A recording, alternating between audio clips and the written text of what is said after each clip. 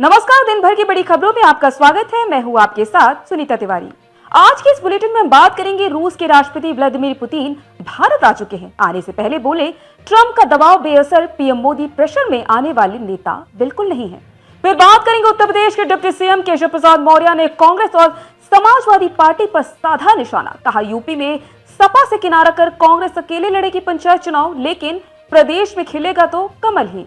और बुलेटिन के आखिर में बात होगी, शीतकालीन सत्र के चौथे दिन सदन में चर्चा के दौरान विपक्ष पर बरसे सीएम नीतीश कुमार। बोले, गड़बड़ किए तो हम छोड़ दिए, अब कभी नहीं जाएंगे वापस। लेकिन दिन भर की बड़ी खबरों से पहले एक नजर आज की सुर्खियों पर। रूस के राष्ट्रपति व्लादिमीर पुतिन के लिए आज हाई डिनर की मेजबानी करेंगे प्रधानमंत्री मोदी। दोनों नेताओं की दोस्ती पर अमेरिका और यूरोप की बुरी नजर। भारतीय नौसेना दिवस के मौके पर प्रधानमंत्री मोदी और गृह मंत्री अमित शाह समेत सभी बड़े नेताओं ने नौसैनिकों को शुभकामनाएं दी। नेपाल में भारतीय करेंसी पर लगी रोक हटी। 200 और 500 के नोट ले जाने पर आरबीआई की स्वीकृति। केंद्र सरकार के निर्देश पर महाराष्ट्र राजभवन का नाम बदलकर लोक भवन किया गया। तृणमूल कांग्रेस ने बागी नेता हुमायूं कबीर को पार्टी से किया निलंबित। बंगाल में बाबरी मस्जिद बनाने का किया था ऐलान।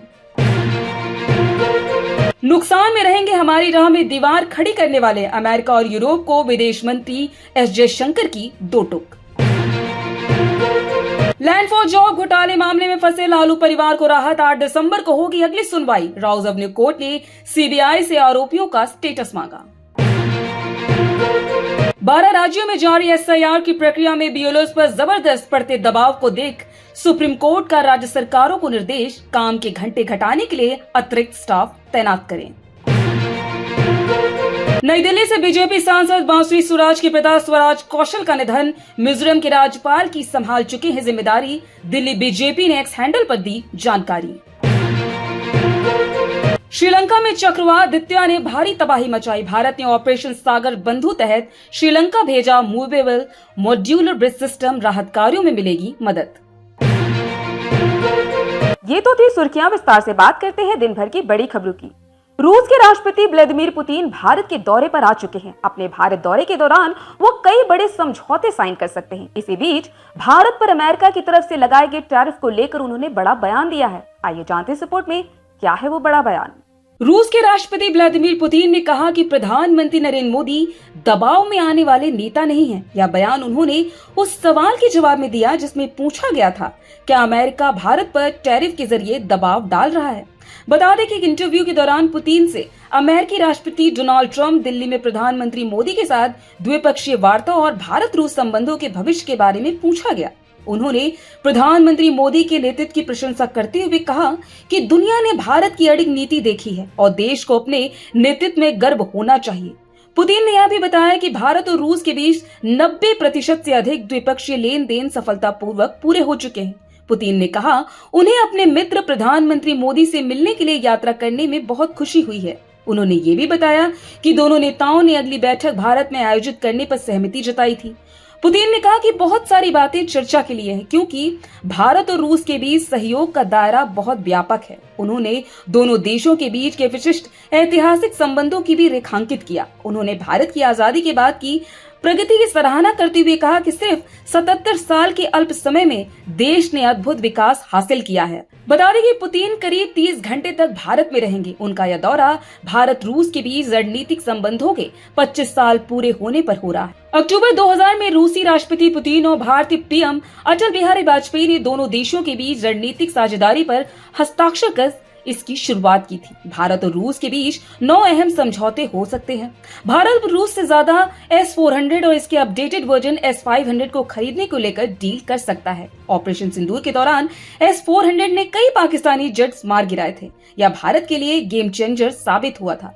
बता दें कि पुतिन अब तक भारत के 9 दौरे कर चुके हैं, जिनमें से 3 मोदी के कार्यकाल में 2016, 2018 और 2021 हुए। दिसंबर में यह उनका 10वां दौरा है।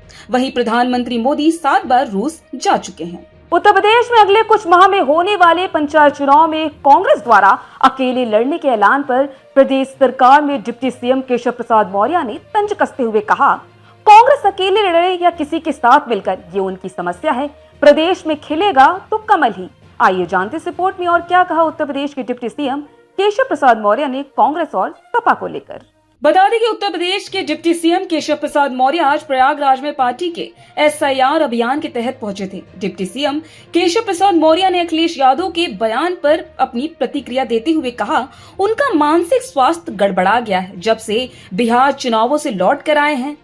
इसके साथ ही उन्होंने BLO से अपील की है कि किसी भी अफवाह में ना पड़े। वहीं उत्तर प्रदेश में पंचायत चुनाव में कांग्रेस के अकेले लड़ने के ऐलान पर केशव प्रसाद मौर्य ने करारा तंज कसा है। उन्होंने कहा, कांग्रेस अकेली लड़े या किसी के साथ मिलकर लड़े, ये उनकी अपनी समस्या है। उत्तर प्रदेश में तो कमल ही खिलेगा।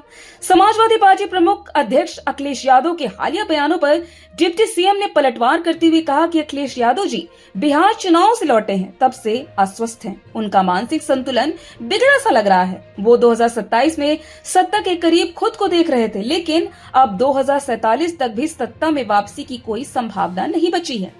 इसी कुंठा में वो अनगरन प्रलाप कर रहे हैं। बता दें कि अखिलेश यादव ने हाल ही में कहा था कि अगर वोट का अधिकार ही नहीं है तो आरक्षण भी खत्म कर देना चाहिए। इस बयान पर भी मौर्य ने चुटकी ली और कहा, ना कोई आरक्षण खत्म कर पाएगा, ना कोई संविधान बदल पाएगा। ये सिर्फ भ्रम और अफवाह फैलाने की कोशिश है।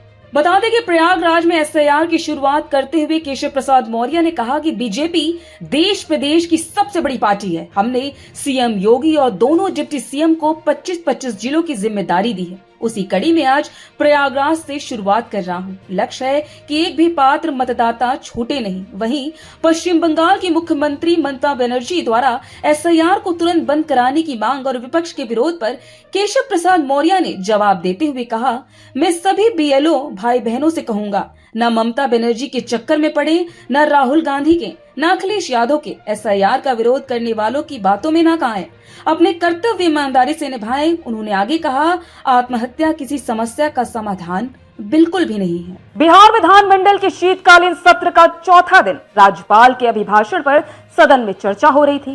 सदन में मुख्यमंत्री नीतीश कुमार ने राज्यपाल के अभिभाषण पर चर्चा के दौरान सरकार के कार्यों को सदन के पटल पर रखा। साथ ही नीतीश कुमार ने PM मोदी को नमन करते हुए सदन से भी हाथ उठाकर सम्मान प्रकट करने का आह्वान किया। इस दौरान अपने संबोधन के आखिरी में सीएम नीतीश कुमार ने विपक्ष पर जोरदार हमला बोला। आइए जानते इस रिपोर्ट में क्या कुछ है इस पूरी खबर में। बता दें कि मुख्यमंत्री नीतीश कुमार ने अपने संबोधन में बताया कि अब बिहार में 5,20,000 सरकारी शिक्षक काम कर रहे हैं। रोजगार को लेकर उन्होंने कहा कि 10 लाख नौकरियों के वादे को पार करते हुए 50 लाख रोजगार दिए जा चुके हैं और अगले 5 साल में 1 करोड़ रोजगार का लक्ष्य रखा गया है। ऊर्जा उपभोक्ताओं के लिए मुख्यमंत्री ने बड़ी घोषणा की। अब 125 मिनट की मुफ्त बिजली, साथ ही घरों में सोलर प्लेट लगाने की योजना है। महिलाओं को लेकर उन्होंने गर्व से कहा कि पंचायतों में आरक्षण से लेकर सरकारी नौकरियों में 35% आरक्षण तक बिहार ने रास्ता बनाया है। उन्होंने बताया कि 1,56,00,000 जीविका दीदियों को आर्थिक सहायता दी जा चुकी है और आगे उन्हें 2 लाख तक की मदद भी मिलेगी। चर्चा के दौरान मुख्यमंत्री बिहार में जारी विकास कार्यों की जानकारी दे रहे थे। तभी RJD विधायक भाई वीरेंद्र ने मनेर इलाके में हो रहे कटाव का मुद्दा उठाया। इस पर सीएम ने कहा, पहले भी उनकी पूरी बात सुन ले। उन्होंने कहा कि उन्हें 2 बार मौका दिया गया, उनके साथ विकास भी किया गया, लेकिन जब गड़बड़ी हुई तो संबंध समाप्त करना पड़ा। नीतीश कुमार ने स्पष्ट कहा कि अब वे फिर कभी RJD के साथ नहीं जाएंगे। उन्होंने कहा, अब तो हमारा अपने का है, अब वहीं रहेंगे, लेकिन इतना जो काम हुआ है तो आप लोग इसे याद रखिएगा। हालांकि इस दौरान नेता प्रतिपक्ष तेजस्वी यादव सदन में मौजूद नहीं थे। वहीं सदन में PM को अपमानित करने और छठ पर्व को लेकर की गई टिप्पणी का मुद्दा भी गरमाया। डिप्टी सीएम विजय सिन्हा ने आरोप लगाया कि चुनाव प्रचार के दौरान प्रधानमंत्री की मां को गाली दी गई और छठी मैया का अपमान किया गया। उन्होंने कहा, छठ को ड्रामा बताने वालों को आज जनता ने सबक सिखा दिया और वे सदन में एक कोने में सिमट के रह चुके हैं। तो आज इस बुलेटिन में इतना ही। आप देखते रहिए दी लोकसभा।